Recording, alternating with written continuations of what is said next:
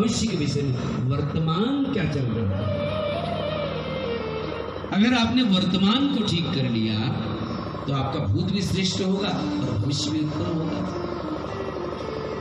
अब जिसने वर्तमान को ही नहीं समझा, बात को चुप करके सुन रहा था कौन? दुर्योधन।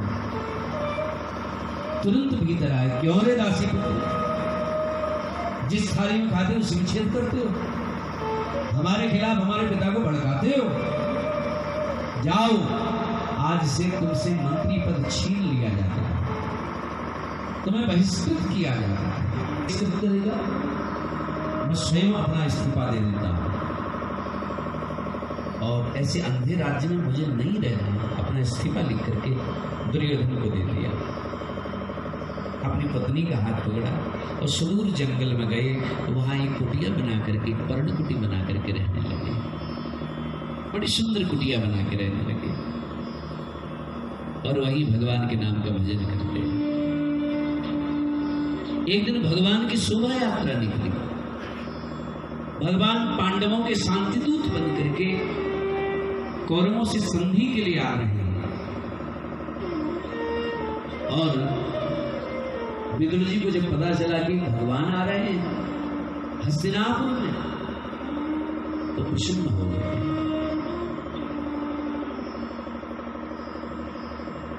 और प्रसन्न जब हो तो उनकी पत्नी ने पूछा, सुनो जी, आप बड़े प्रसन्न हो, काहे को प्रसन्न हो, क्यों प्रसन्न हो, क्या कारण है? बोले, देवी तुम्हें मालूम है आज हमारे कन्हैया आ रहे हैं, कृष्ण आ रहे हैं, तो आप काहे को खुश होते हो? आप काहे को प्रसन्न होते हो? आपको तो दर्शन मिलने वाला है नहीं। अब पहले तो आपके पास मंत्री पद था, जो भी आए वीआईपी मंत्री पद भी नहीं रहा, तो मंत्री पद भी नहीं रहा, तो दर्शन कैसे करोगे? बोले, पास से दर्शन नहीं कर सकते, दूर से तो दर्शन कर सकते हैं। वो हमें नहीं देख सकते, लेकिन हम तो उनको देख सकते हैं। और थोड़ी भी तिरछी दृष्टि भी हमारे ऊपर पड़ जाए तो हम समझेंगे हमारा कल्याण हो गया। भगवान की शोभा यात्रा निकल रही है हमारा, काफी भीड़ लगी है। जहां आम जन खड़े हैं और विदुर जी भी वहीं खड़े हो गए। और विदुर जी ने भगवान की झांकी को देखा, आंखें बंद करके मन ही मन उस झांकी को अपने हृदय में उतार लिया, उस झांकी को हृदयंगम कर लिया। और भगवान भी मानो उस भीड़ में किसी को ढूंढ रहे हैं। भगवान की दृष्टि विदुर पर पड़ी और मानो इशारों में विदुर से कह दिया हो कि विदुर, प्यारे तेरे घर तो मुझे जरूर आना है। विदुर जी सभा छोड़ करके दौड़े बाजार की ओर। हमारे खाने का ठिकाना नहीं, लेकिन कन्हैया की तो व्यवस्था करनी पड़ेगी ना। थोड़ा मेवा मिष्ठान ले आए भगवान के लिए और दौड़े बाजार की।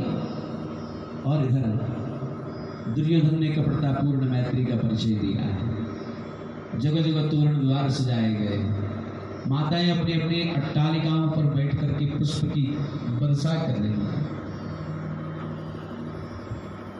भगवान भीतर गए। दुर्योधन ने भगवान को सुवर्ण मंडित सिंहासन पर बैठाया और फिर पूछ लिया, कन्हैया कैसे आना हुआ? भगवान ने कहा, देखो दुर्योधन, वैसे तो पांडव आधे राज्य के अधिकारी हैं, लेकिन मैं ये नहीं कहता कि उनको आधा राज्य दे दो। आधा राज्य न सही, एक नगर दे दो। एक नगर न सही तो एक गांव दे दो। एक गांव न सही, रहने के लिए एक छोटा सा घर ही दे दो, एक मकान बना के दे दो। मैं वचन देता हूं कि पांडव उतने में ही संतुष्ट रहेंगे। दुर्योधन तुरंत तड़क करके खड़ा हुआ, बोले, क्या कहते हो कन्हैया? भीष्म पितामह, द्रोणाचार्य, कृपाचार्य, धृतराष्ट्र सब बैठे। तुरंत खड़ा हुआ कहने लगा, सूचक्री मयि वदास्यामि विना युद्धेन केशवा। कन्हैया, बिना युद्ध के सुई के नोक के बराबर भी भूमि में नहीं दे सकता। भगवान ने कहा दुर्योधन, अभी तूने युद्ध की बातें तूने सुनी होगी, कहानियों में कथाओं में तूने युद्ध की बातें सुनी होंगी, युद्ध तूने देखा नहीं अभी। अरे पगले, लाखों नारियां विधवा हो जाएंगी, लाखों बच्चे अनाथ हो जाएंगे, युद्ध की जिद को छोड़ो। बोले नहीं, शिवचक्रे नैव दास्यामि बिना युद्धेन द्विषः, मैं बिना युद्ध के सुई के नोक के बराबर भूमि नहीं दे सकता। भगवान ने कहा प्यारे ठीक है, अब तू चाहता है युद्ध हो तो ऐसा ही कर।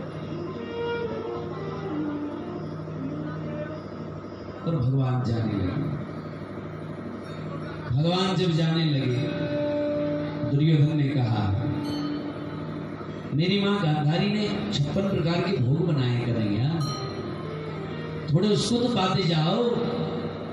भगवान बोले दुर्योधन, भोजन दो ही परिस्थिति में किया जाता है, या तो अभाव में या प्रभाव में। या तो खाने वाले के पेट में भूख हो, या फिर खिलाने वाले के हृदय में भाव हो। अब हमारे पेट में भूख नहीं और तेरे हृदय में भाव नहीं, इसलिए छोड़ो भोजन। और वैसे भी हमारा आज का भोजन विदुर जी के घर में है। कहाँ है? विदुर के घर में। बोले वो भिखारी क्या खिलाएगा तुम्हें करेगा? बोले बुलाया है तो खिलाएगा ही। कोई गरीब व्यक्ति भी हो, जब मेहमान आ जाते हैं तो उस दिन जो जैसा अपना खाता है उससे तो अच्छा खिलाता ही है कि नहीं? और दिन बेचारा पनीर नहीं खा, पनीर ना लिया है। तो जो गरीब व्यक्ति होता है वो जैसा अपना खाता है उससे बेहतर वो अतिथि को खिलाता है। तो इसलिए आप जब बुलाया है तो कुछ तो व्यवस्था की होगी। दुर्योधन बोले आप तो द्वारिका और सीधे यहाँ आए, उसने कब बुलाया? अब भगवान ने कहा इसको क्या बोलो? भगवान बोले ना उसकी चिट्ठी आई थी हमारे पास कि प्रभु जब कभी आओ इधर तो हमारी झोपड़ी में जरूर पधारना। तो भगवान विदुर जी की कुटिया की ओर बढ़े। अब विदुर जी तो थे नहीं घर पे, बाजार गए थे। विदुरानी थी महाराज, उनकी पत्नी थी विदुरानी। विदुरानी स्नान कर रही थी, नहा रही थी। तभी भगवान का पदार्पण हुआ। भगवान ने सांकट खटखटाया। भगवान विदुर जी को काका बोलते हैं। क्या बोलते? काका। और विदुरानी होती है उनकी काकी। तो इसलिए भगवान ने द्वार खटखटाए, ए काकी दरवाजा खोल। विदुरानी स्नान कर रही है। ये आवाज तो मेरे कन्हैया की है, मेरे कृष्ण की ये आवाज है। स्नान करते करते वस्त्र भी कृत विकृत हो गए। कौन सा वस्त्र पहनना है नहीं पहनना है कुछ भान नहीं रहा, भूल गई सब कुछ। और बाहर आई, सागर खोल, कन्हैया का हाथ पकड़ के कृष्ण आप आओ। पागल सी हो गई, प्रसन्न हो गई कि कृष्ण आए मेरे पास। और कन्हैया को दीवार में बैठाने लगे, कन्हैया यहाँ बैठो। और कन्हैया ज्यों ही बैठने लगे, नहीं नहीं कन्हैया ये साफ नहीं, आप इधर बैठो। कन्हैया जब बैठने लगे बोले ये भी साफ नहीं, इधर बैठो। नहीं नहीं ये भी साफ नहीं, इधर बैठो। नहीं नहीं ये भी साफ नहीं, इधर बैठो। नहीं ये भी साफ नहीं, इधर बैठो। पूरे आंगन में घुमा। कन्हैया बोले काकी हम तो जमीन पर भी बैठ जाएंगे, लेकिन काकी बड़ी भूख लगी है, कुछ जल्दी कुछ खिला। रुको कन्हैया अभी लेकर गया। बगिया में गई, बाग में गई, केला तोड़ के लाई, केले के फल। केले के फल को धोया, केले के पत्र को धोया और केले के पात के ऊपर केले बिछा दिए। कन्हैया जमीन पर बैठे, विदुरानी भी जमीन पर बैठ गई।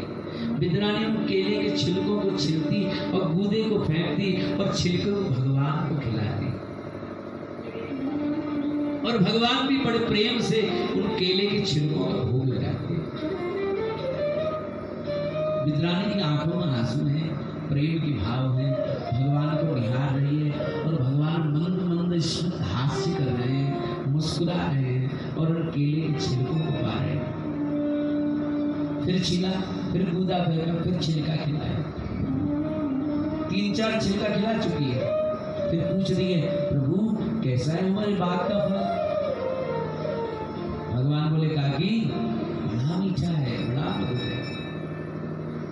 भगवान तकरीबन 1 दर्जन केले का छिलका खा गए मारा।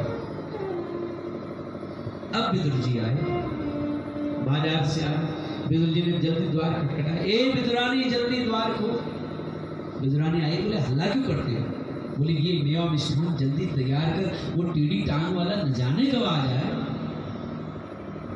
बोले आ जाए कि आ चुके हैं देखो। विदुर जी ने देखा भगवान केले का छिलका पा रहे हैं।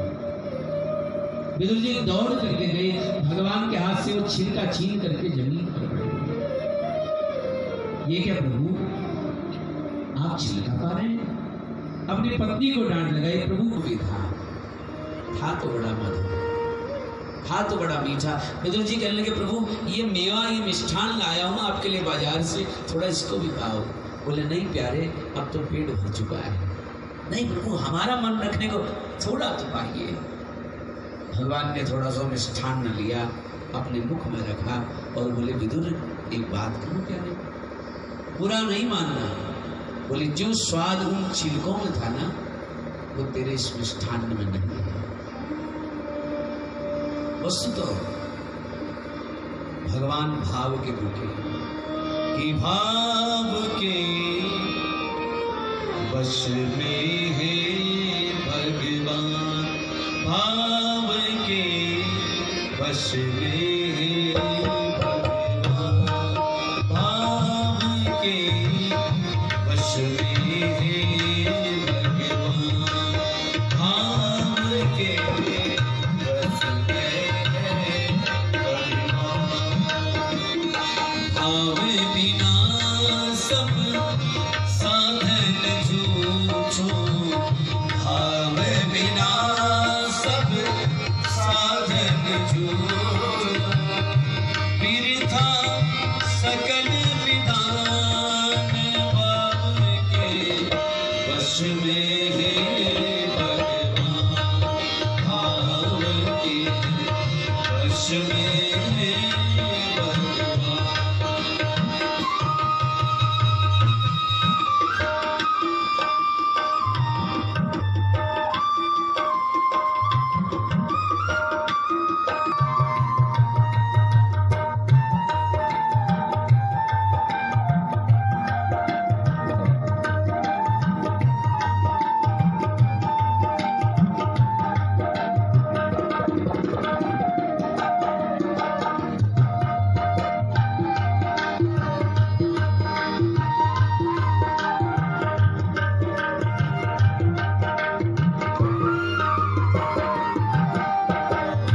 भाव नहीं तो हर मंदिर में, भाव नहीं तो हर मंदिर में, दिखत है मसान हो, दिखत है मसान। भाव होई तो पाषाणों से, भाव होई तो पाषाणों से, प्रकट होई भगवान, भाव के वश में है भगवान, भाव के वश में है भगवान, भाव के वश में है।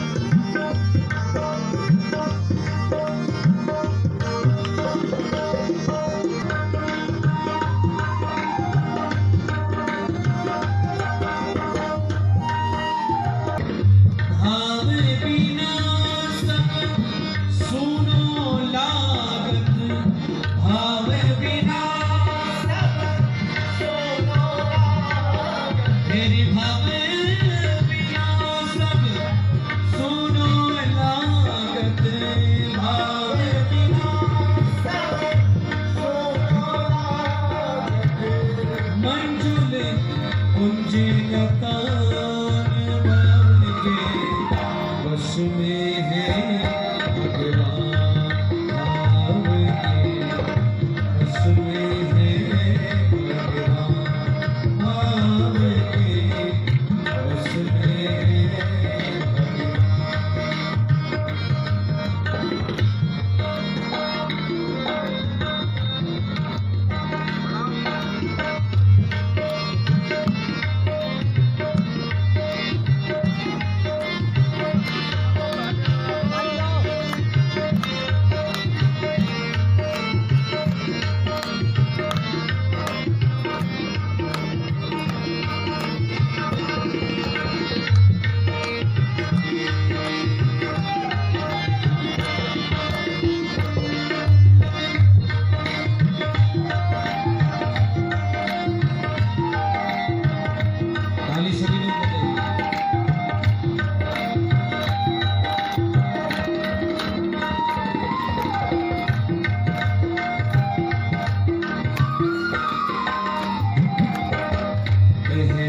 रसिक बिन भाव मिलत नहीं